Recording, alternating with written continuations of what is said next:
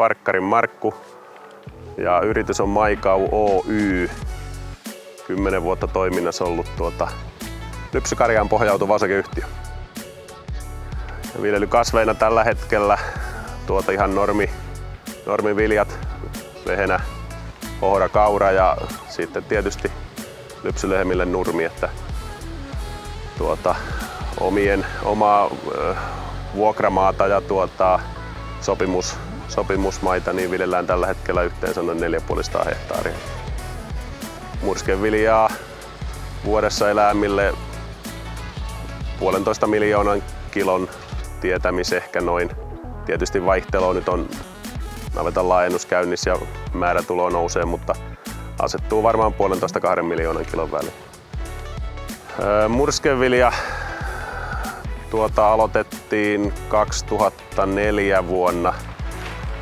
Ja tämä on nyt tällä hetkellä kolmas murskavalmistama mylly menossa. Murskeviljan käyttö aloitettiin selkeästi kustannussyistä ja myöskin, että kuivan viljan käyttö tietysti omalta osaltansa on niin kuin nautakarjalle kuivaaminen tuntuu vähän hullulta, että ihan kustannussyistä ja sitten myöskin tehokkuuden kannalta. Ensimmäinen murskamylly oli muistaakseni olikohan se tonninen tai tonninen taisi olla. Ja se on ollut silloin tosiaan 2004 vuonna. Se oli silloin 3 tilan yhteinen mylly. Murskevilja on aina meidän tilalla säilytty laakasiiloon. Ei ole tuupisäilöntää ollut käytössä. Kosteusprosentit on pääsääntöisesti säilyttäessä viljas ollut. Ehkä 2,5 on sellainen vuosien keskiverto. Hyvinkin kuivaa ihan 13-stakin ollaan säilytty siiloon ja 40 ja kaikkia siltä väliltä, mutta pääsääntöisesti ehkä se keskiarvo on ollut pitkässä juoksussa niin 2,5 ja mielestäni se toimii todella hyvin. Jauhaminen on tehokasta ja puimuri pysyy puhtaana, näin, mielestäni 2,5 on ihan järkevä kosteus. Säilöntäaineena on pääsääntöisesti aina käytetty happoa. Tänä vuonna pikkusen biologista, mutta pääsääntöisesti aina on menty hapolla.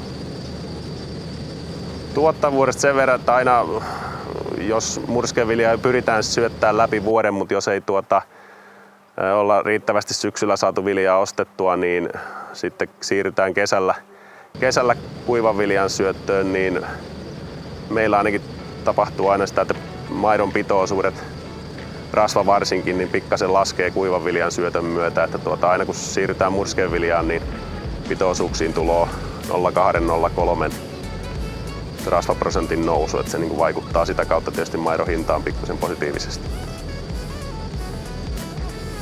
No kustannusedusta aina puhutaan ja tietysti tykkään itse sellaisesta, että kun viljat jauhetaan syksyllä, niin ne on jauhettuna sitten lähes koko vuodeksi, että hoidetaan se kerralla se jauhatustyö tehokkaasti ja tosiaan niin kuin sanoin edellä, että öljyllä nautakarjan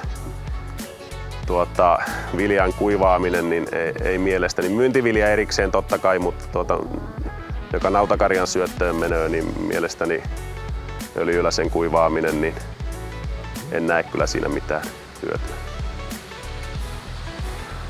No murskamyllyjen laadusta ne on nyt vakuuttanut tosiaan ensimmäisen myllyn osalta, sillä jauhettiin hyvinkin paljon 3 tilan yhteisellä myllyllä. No pinta-alat oli ja määrät silloin pienempiä.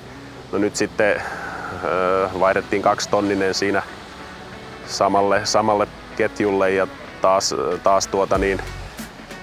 määrät nousi siinä koko ajan ja sitten se otettiin enää 2 tilan yhteiseksi sen mylly ja sillä nyt jauhettiin sitten useammat valssit loppuun ja nyt sitten tähän uuteen myllyyn investoitiin sillä, että saatiin taas varmuutta ja mahdollista sitten, jos tarvetta on jauhaa muuallekin, niin saadaan kapasiteettia se taas nyt määrät nousoo, niin seurataan nyt tilannetta sitä, mutta tässä nyt vähintäänkin oletetaan, että tässä myllyssä teho riittää, että se ei jää sitten siitä kiinni.